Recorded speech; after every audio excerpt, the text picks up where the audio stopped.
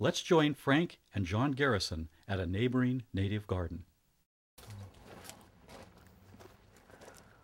Wow, John, this is really a different backyard, quite a transformation from the normal backyard we're used to. Yes, this is where it all started. Is it?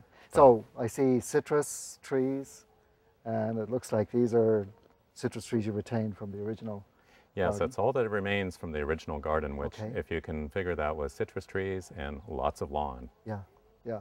Well, there's so much to look at, but we could begin with this one. This is California fuchsia, Route 66, this one, right? Yes. Yeah, this is a wonderful, wonderful plant. It's a great display, although it's coming to the end of its That's right. flower right Gives now. wonderful color all through the summer. Attracts hummingbirds very nicely also. Yeah, right, and I can see it attracts bees as well. Yes.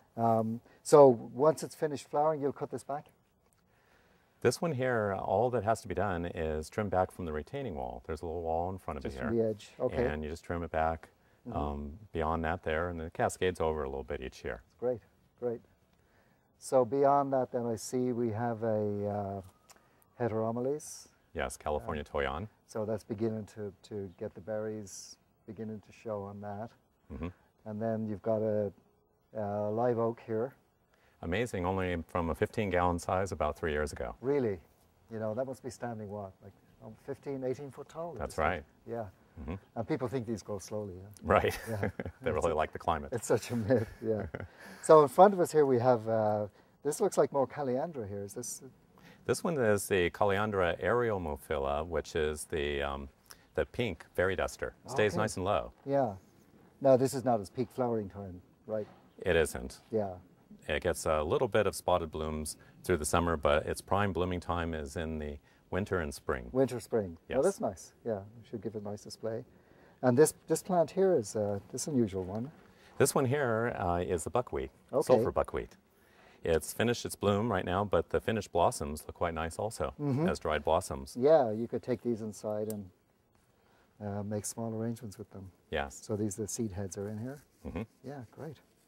And then some salvia here. This Still one's in bloom. Salvia greggii, which is the autumn sage. Right. Yeah. Yeah. Great display.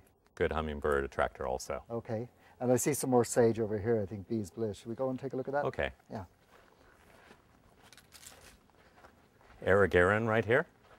Oh, Rigeron here. Right. Yeah. Yes. Yeah.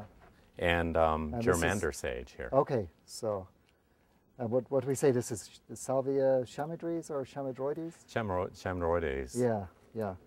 Great color.